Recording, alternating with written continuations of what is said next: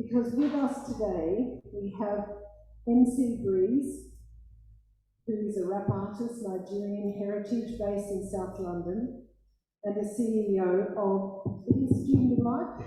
Yes, Student of Life. Do you love that? I do.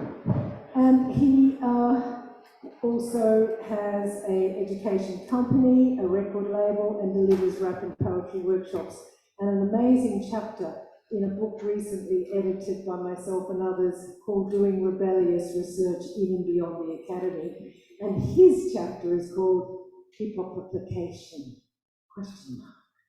So, first speaker will be BREIS, responding to the questions coming shortly, and Richie Littler from the Grooveschool, who does amazing work right here in London, in Brixton in fact, and with Jim Reiss, who's also written a couple of chapters in books with others that are the International Advisory Panel to CUMiN, and we're grateful to see you, and who is an absolutely incredible manager of life and work, I think.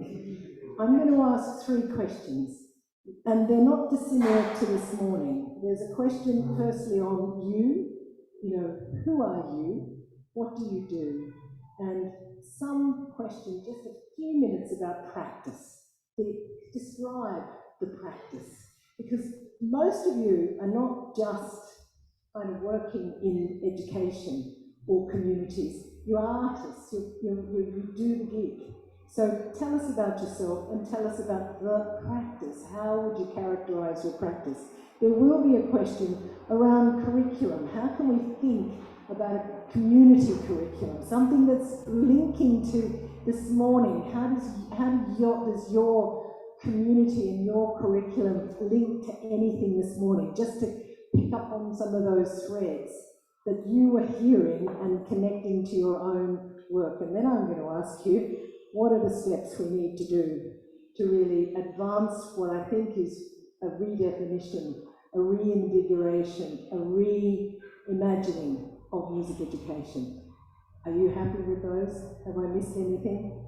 Okay, let's go on with the first, which is an introduction to you, yourself, yourselves, and your practices.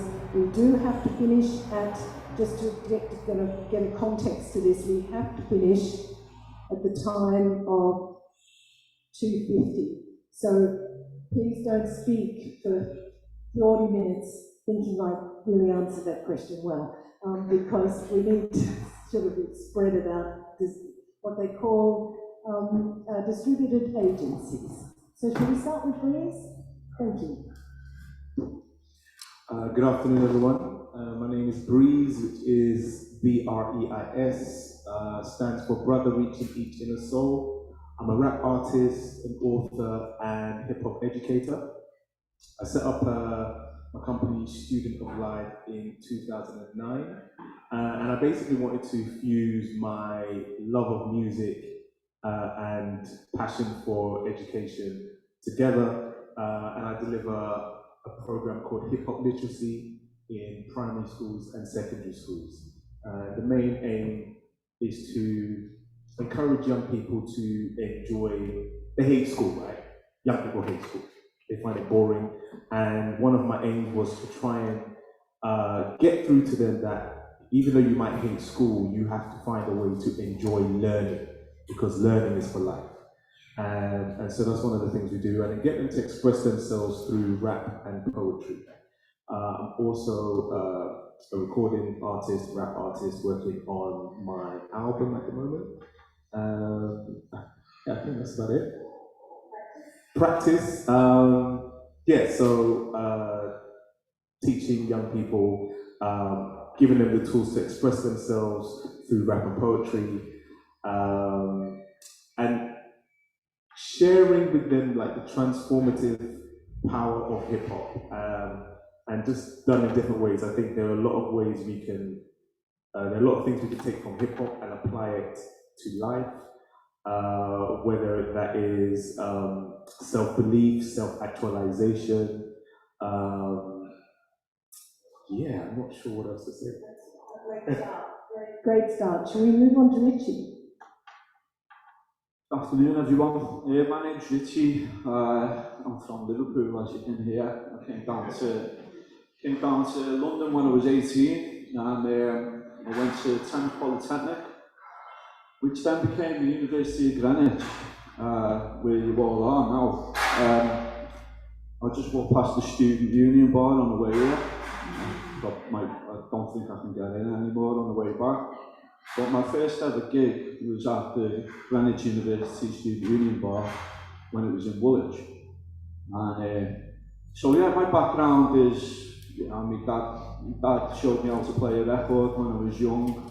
It's probably the Beatles, who did play in the city a lot, which he used to go and watch when he was a boy, you know. So that's it. He showed me how to play records. Years later, when I came down here, I was just starting to buy kind of 12-inch extended dance records, really, after going out to Liverpool when the rave scene was exploding, and then came to London in 91.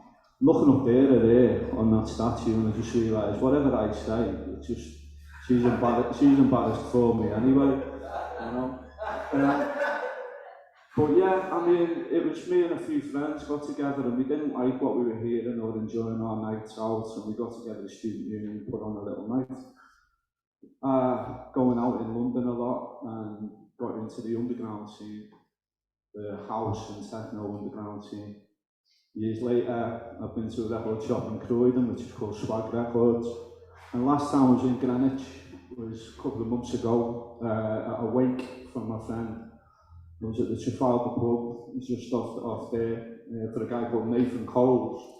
And Nathan Coles with Terry Francis and Eddie Richards, he started a night called Wiggle, which was very influential for me, 1994. And Swag Records, which is the record shop that I ended up working at a few years later, is known for the birthplace of Tech House, or what has become Tech House. So, yeah, I mean, I worked at Swag for a little while. Grooveschool comes about through a little personal sort of tragedy where I just realised life's too short, and that was my mantra going around. I just wanted to teach rather than working for someone who didn't really ultimately appreciate me. I just wanted to look at teaching, and for some mad reason ended up doing a DJ workshop at a school in South in Stratton Vale for 10, 15-year-old lads. Took turntables, took my vinyl, and that just got me thinking, right, okay. It was in a classroom which was full of pictures of a sequencer, sampler, drum machine, which was fantastic. When I went to school, I was in the registration class, it was a music class, John Betjeman, Tchaikovsky, all of that, and I'm in this music class thinking, wow, you know, hey lads, look at that, have you got all that, like? And they were like, yeah, but we don't get to use it. I was asked to chat to the head of music while I was there to talk about a course. I put together a little 6-week course, DJing, which led on to a music production course. And he's like, how should we do that? And I said, well, you've got Logic there you can use. And he's like, yeah. Oh yeah, I've got Logic, but I don't use it. So that's like 2010. And even though things have advanced, the main point about that was there's a lack of confidence in theory, music teachers who've grown up on theory using tech, and that was the main thing. Done a community group that ended up being called Grooveschool after I'd started doing agency work around the M25, doing vinyl turntable tasters, and we've been doing Grooveschool week in, week out for the last 12 years. It's a free of cost DJ, music production, live performance workshop where, you know, where you teach all kinds of, anyone who comes to Grooveschool, whatever their level is at, we try to enable them to have a path to move on to. At the moment, this week, what we've done this week, taught a lad who's non-verbal, the autistic spectrum disorder. Before I was teaching a deaf group, deaf blind, But our main thing and the main reason why I wanted to do Grooveschool was prevention and intervention for the young lads in the local area and give them something of work to do. And that's never changed really. We've done that week in, week out.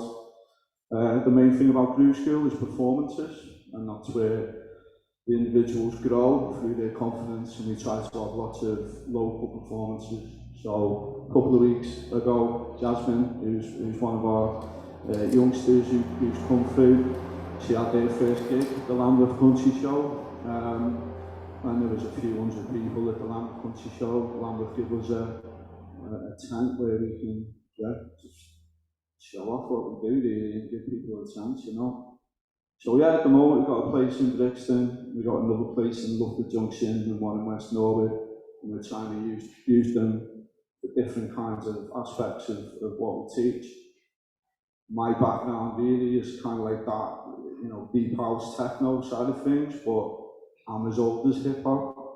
Like, hip hop was literally started in the year I was born, allegedly. Right?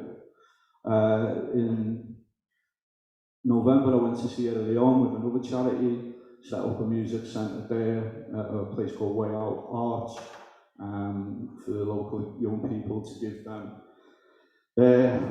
enable them with, you know, chances to generate some money as artists. We went with 3 graph artists out there, a similar kind of thing that I've done in Tanzania a few years back. I know I'm going on, I can probably talk a lot like about beer and everything, but really inspired by a lot of people here today, and yeah. Fantastic start. Thank you so much, Richie. I mean, we're hearing prevention, performance, and we're seeing passion. You know, hearing these entrepreneurial kind of advancements beyond London, beyond Brixton, and how it began. And that must be a fire in the belly that, you know, that is common to everyone that works in this area. Just to clarify, and BREIS, you're mostly working in schools. Most of your work is done by being okay. And with Richie though, is it in schools or you? I have 1 day a week in school. We actually go to state boarding school, semi-boarding school and study. Yeah. So it's a foundation, but we also have that. Okay, so 1 day in a school and the other 4 are at your school, which we've been to, we came to see. We do the community groups. Yeah. Stuff with other BREIS and whatever during the week. Right, so, you know, it's very porous. That's what I'm hearing. These are practices that are porous, that is, there isn't a sort of siloed space where you shut the gate and you say, this is it, I'm in my school. It is something that it's almost boundaryless, really. But something about entrepreneurial, kind of having a vision and have fire in the belly. Let's hear about your fire in the belly. That was just lunch. So, no, where did we start? Well, yeah, we started with musical backgrounds. So I'm no music education. I'm like Paramdeep. I was in the music classes and I was like, this is not for me. The killer point for me was the music teacher actually played a piece of classical music that I was actually really getting into, and I was feeling it, and I was like at the back of the class and closed my eyes, and he just stopped it and asked the question. I know, yeah, that's it, final nail in the coffin. No, you can't just stop it dead like that. So my musical education came from my mum, bless her, ska, rocksteady, reggae, my dad, Pink Floyd, Led Zeppelin, Steely Dan, my brother, the Smiths, the House Martins, New Order. And then, I'm not going to say I lived in a hippie commune, but there was a lot of people in and out of our house. So New Wave, Kraftwerk, Soul Sonic Force, it's all turning up. And I'm like 7 and just absorbing all of this. So when I see a news report and it showed breakdancers in New York, I saw in the background, I was like, oh, look at those things. And I noticed the guy at the back of the TV report using 2 turntables. I'm like, Paramdeep again. I was like, Dad, see your turntable.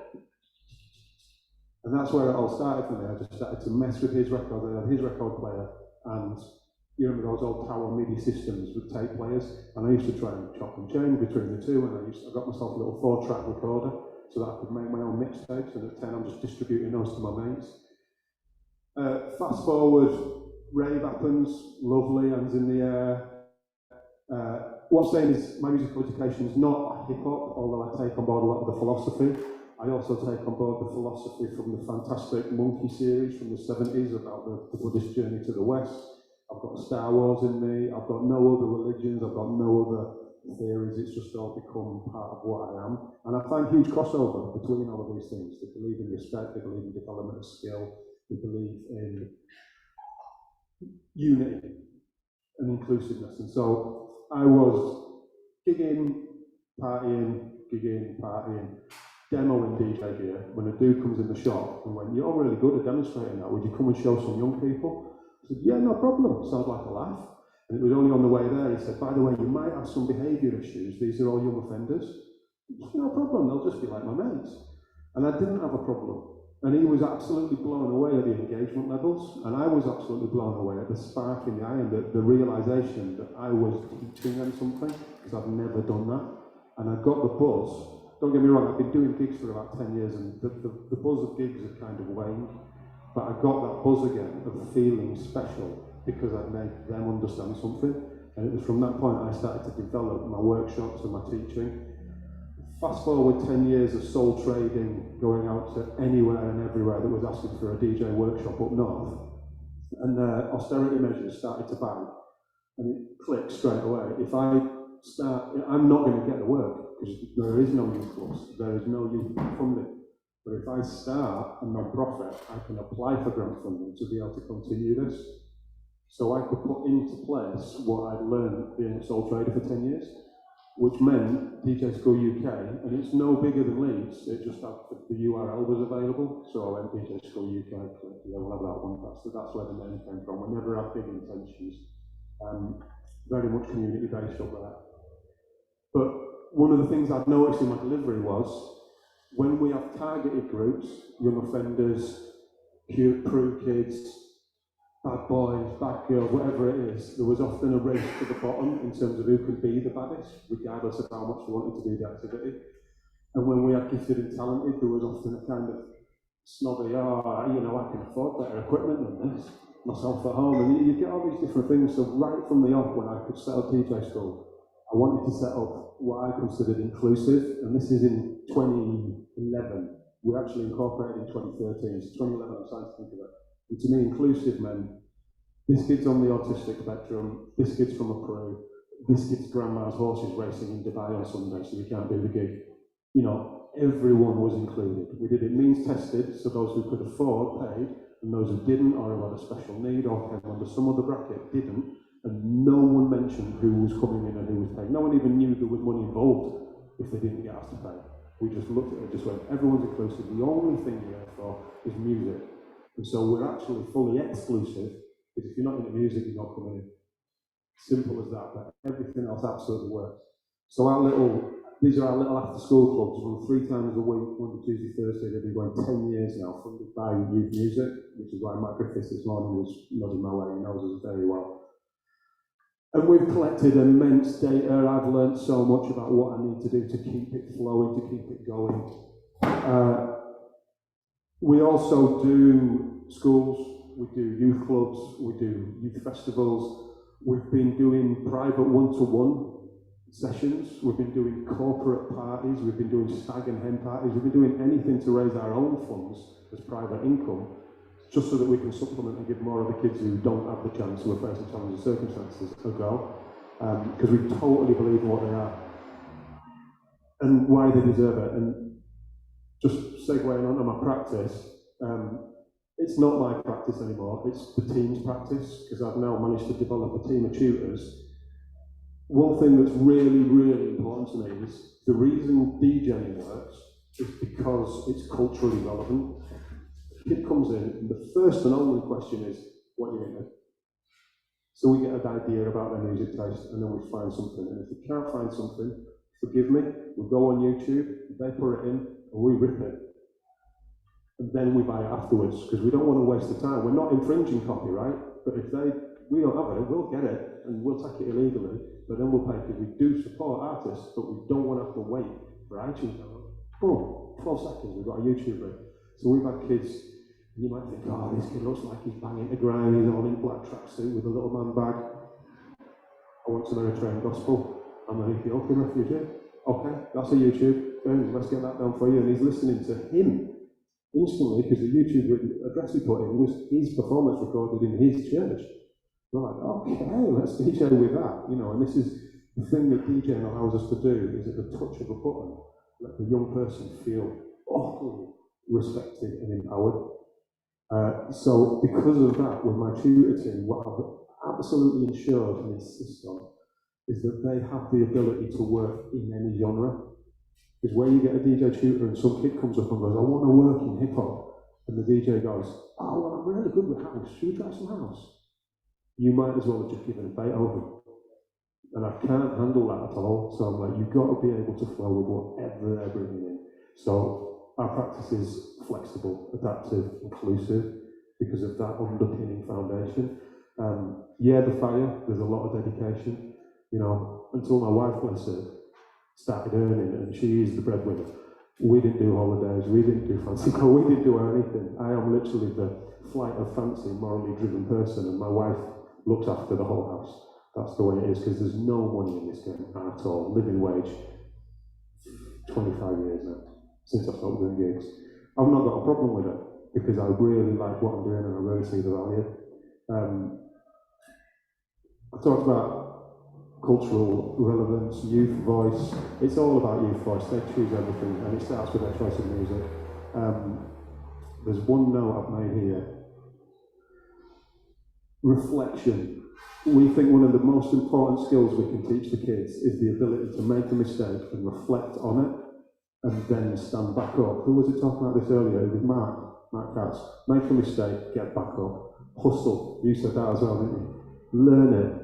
Drill it into yourself, because whether it's DJing or whether it's actually your trigonometry, if you've got that willingness and that resilience in yourself to be able to go, oh, I got it wrong this time, but I'm going to have another crack.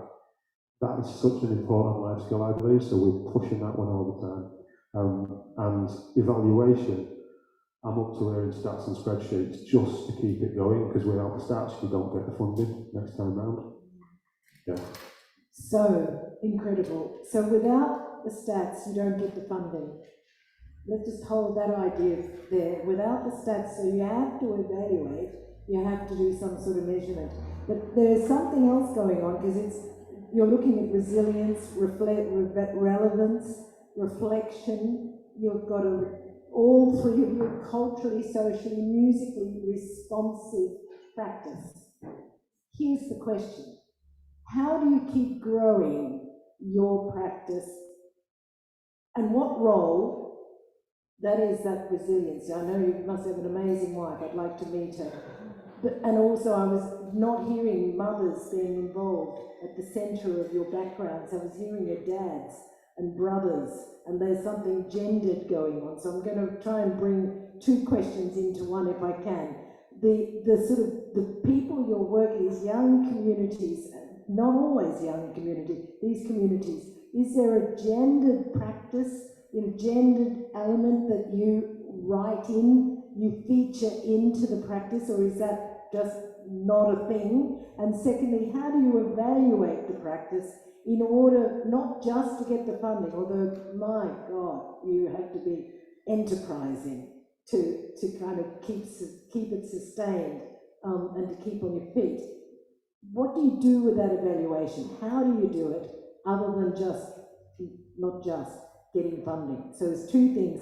Is there a gender issue? Is that the elephant in the room? What's the elephant in the room? And tell us about your evaluation practices. Shall we start with BREIS? What are you going to say there? Gender, let's start with the gender. I don't think there is. But I would say that I grew up with my mum, and my mum was a very strict Nigerian woman. And if you know anything about strict Nigerian mums, they only really appreciate their children going into professional careers. So anything artistic was a no. But when I approached my mum to tell her that I was ditching my full-time job, bringing in a salary every month, and I was going to be a full-time musician, I prepared myself to get a slipper thrown on my head. But fortunately, my mum just said, can you support yourself? And at that time, coincidentally, a friend of mine had just introduced me to workshops, who's a woman, Malika Booker, a renowned poet from Brixton. And she'd encouraged me to get into education. So I told her, yeah, I'm going to be doing workshops. And my mum, I just found out what a workshop was. I didn't know what a workshop was at that point. And so my mum was like, what's a workshop? I said, well, I'm going to go into schools and I'll be teaching young people. And she said, what, so like a teacher? I said, yes, like a teacher. And that's how I got her blessing to go forth and be a rapper. Yeah, Star Wars, right? And then, so I said no, but I would say that a lot of support that I've had in my music career has been from women. A lot of women have been very supportive. And one of my things or emphasis in my music over the years has been to put respect at the forefront in my music, and especially respect for women, because that's something that isn't promoted a lot in hip hop.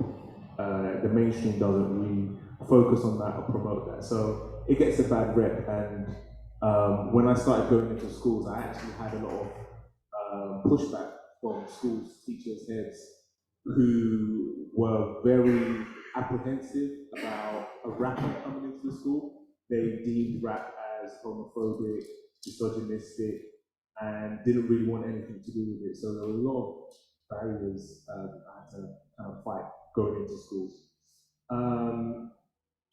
Sorry, what was the second evaluation? So the first thing is feedback. Feedback is so key. I'm very critical of myself when I'm performing on stage. And people, I've learned over the years that a lot of artists, we're very, very critical of what we do. And you realize that actually, you're actually okay. Don't be so hard on yourself. So I take a lot of feedback from people. In schools, I listen to what the teachers say. I listen to the expressions. I watch the expressions on children's faces. I see how they're inspired, and I see how they're impressed with what they've done, what they've created. And the teachers are dumbfounded. They just can't understand how this boy, who hardly does anything, has spent the last 40 minutes writing. Like, for them, that's just amazing. So that kind of feedback just lets me know that, you know what, I'm onto something. But then, as an artist / entrepreneur, the other feedback that you have to pay attention to is your bank balance. And when you realize that the money's not coming in, you have to think differently. And so for me, I've gone from just being an artist to making sure that I have some sort of business acumen. So I read up on marketing, I read up on how to promote myself more. Yeah, what you were saying about the funding and stuff, I've always been afraid of that, rejection and whatnot. So part of me is very, I'm all about ownership, so I'm all about doing everything myself, and just finding creative ways to fundraise as well. And then, I think also having a vision for wanting to do more, it propels you to find ways to fund it. You find a way to make it happen. My cousin always said there's always a way. You can always find a way around something. So I think having a vision, knowing that I want to achieve more, I want to put this project out, you have to find creative ways to achieve that. So I think having a vision is one of the ways I've kind of fueled myself to continue. What's coming out from your discussion here is that your practice is really, it's about literacies. this idea of writing, and I wondered, you know, this probably isn't something, is this something that both of you do, you know, Richie and Lynn? I mean, is writing lyrics something that's a practice that's central, or is it more tech and playing with tech and performing? For us, it's not central. Not central. It's not central, but we never stop it if someone's inspired. But we in certain aspects and in certain cases, we ask them to detail the steps they're going to take to do a mix, which is how they prepare to do their GCSE if they're using DJ skills with the AQA exam board. So writing is a part of the studio, but it's only the kids who kind of against picking up the pen. We never ask them to. Sorry, Richie, can I steal the going? Because this is just going to lead me on to how we do evaluation. We've actually set up this culture of filling in a form, which we never thought would work.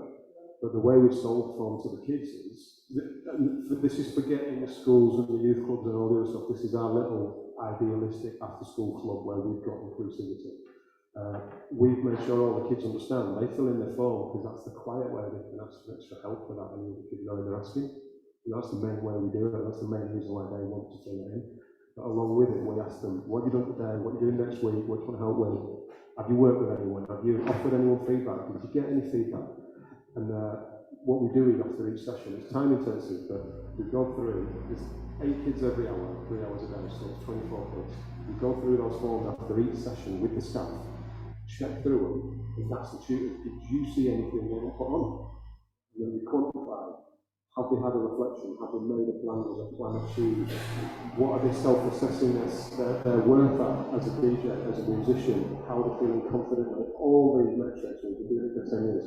So we've got this huge data set, which is laborious, but that's what we use to then say to data people, look at this on average, over 90% of our kids have considered themselves better, and over time, it's starting to reflect at what we consider a deeper level, and it might be like, my mix is shit. So I really think I started the second song at the wrong place, and if I'd started when the vocals finished in song 1, it might sound better. It's like that kind of development of thinking, we're going, this is what we're looking for, and this is what we're quantifying. You see what I mean? So that's our evaluation.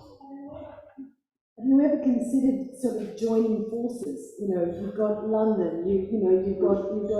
So I already send, our website for some reason gets really good SEO, and I'm constantly sending people to Richie because I know about Richie.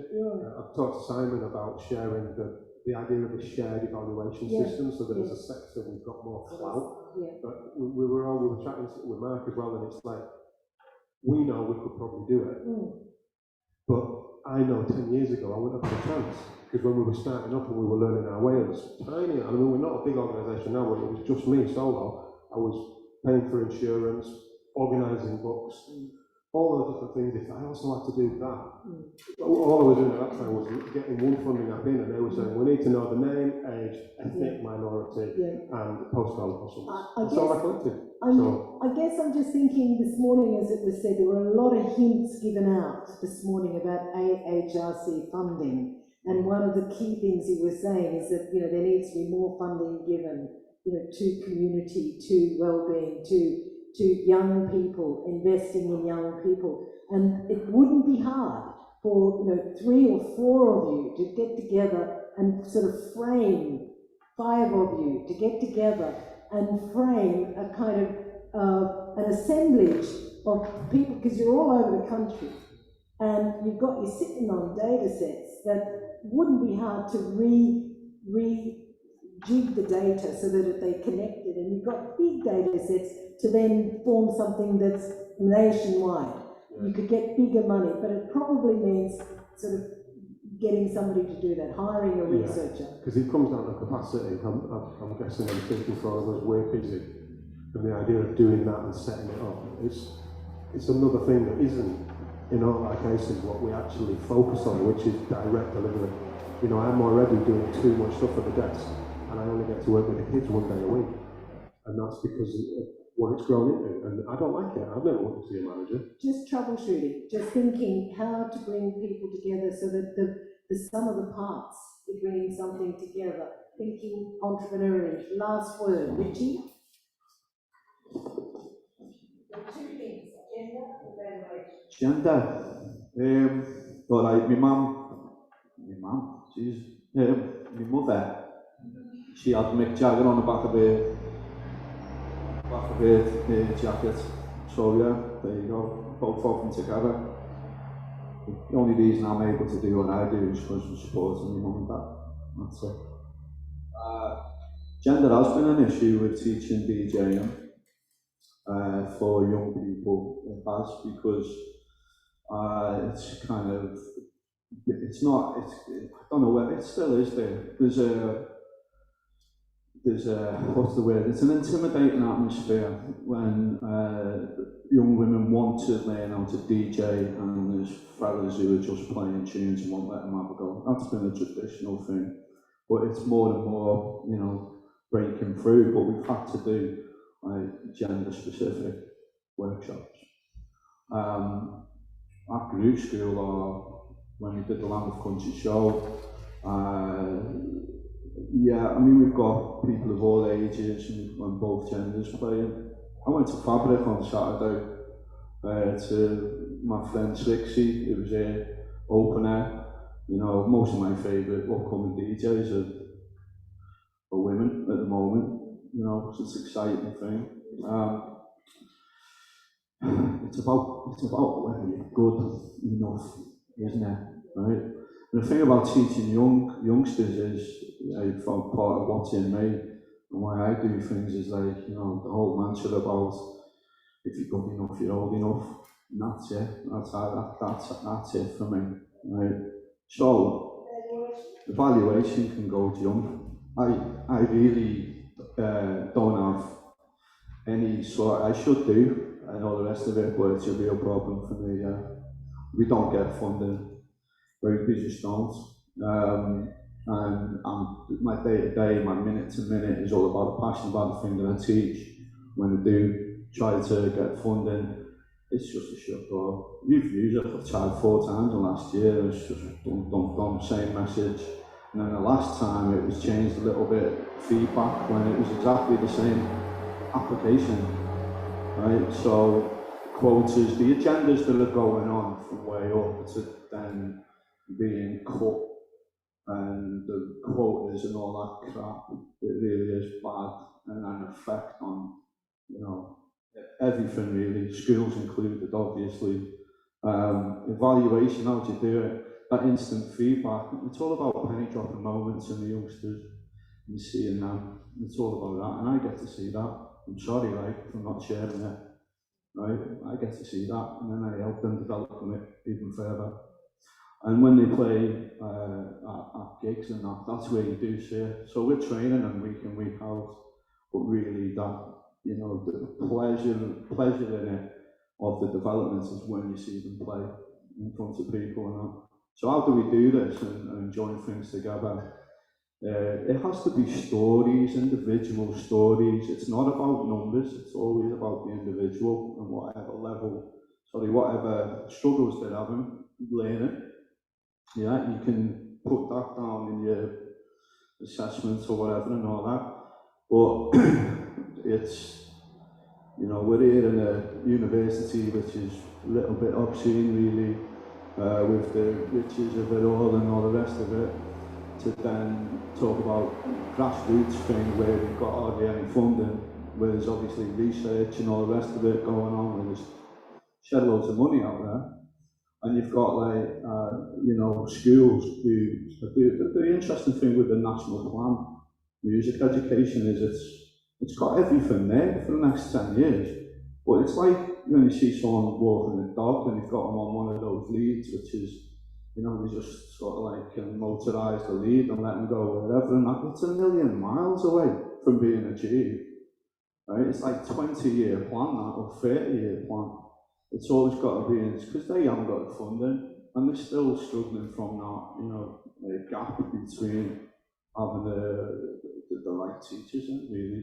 Well, Richie, that's not the right way to say it. To take 2 of your words, you said the gap, you know, and it's always about this challenge. So maybe the challenge for us is to think differently. Is there a social enterprise waiting to start that actually develops small organisations you know, that work alongside big organisations. And is that already going on? And if you know people who are out there who are not part of the deal, but are managing and doing sort of R&D or management of where the next buck's coming from, who are they? Or how can we put the message out that we need these people? Because there must be people in businesses. You know, So just to I'll give this to Jim after, but our funding, the funding that we have received, is through a private donor, right? It's only recently, but that's enabled me to do the research and development for how we then want to progress, you know? And that's the way it is. That's no, it's not that it's not no questions asked, but it doesn't come with all the crap. So you're talking philanthropy. Philanthropy, yeah. So We're a charity. Yeah, we're a charity. There it is, and that has its constraints and freedoms. I'm aware that we need to finish. Is there anyone got a burning question or just loud claps? Question. It's not a question, it's a fact. From the Future CJ's website, 3% of females work in production and technical, 16% artists, and 12% songwriters. I think it's a gender issue. I would like to address this because I didn't get to speak about the gender issue. White patriarchy, obviously. I grew up with a totally male household, apart from my mum, who I did mention, because that's where my reggae influences came from. She took me to two-tone rock against racism riots, basically, in Bradford. They were horrendous. But when we started our inclusive clubs, I was naive, and it took my daughters growing up and me seeing what they were struggling with for me to recognise that exactly what Richie says. The room was all men, well, boys, and the odd girl would turn up and then not come back. And there were two girls who came sporadically, and I just said, "How come you don't come over?" They said, "Oh, it's just a bit, don't feel comfortable." And it finally between us says, "Right, what can we do for you?" So they applied for their own fund. They joined up, they chatted, and I said, "I'm going to help you with the funding application, forgive me, but I could not do the admin of the charity, so I do funding apps," and it's like different artists, different courses. So we applied and set up a girls only hour, just 1 hour, packed. It's been packed ever since. Now, the key thing here is, those girls who go, when their timetable changes, when they get a little bit older and they start getting, "Oh, I've got intervention from the GCSE, they've got this, that and the other," they then feel ready to mix in the other groups again, and they stand on their own. So overall, we've got 40-60 gender now, after 10 years of addressing. It took 8 years. Great place to stop. That's so positive. Well done. Maybe that is the elephant in the room as well as funding. Thank you so much for your attention. Thank you, panel.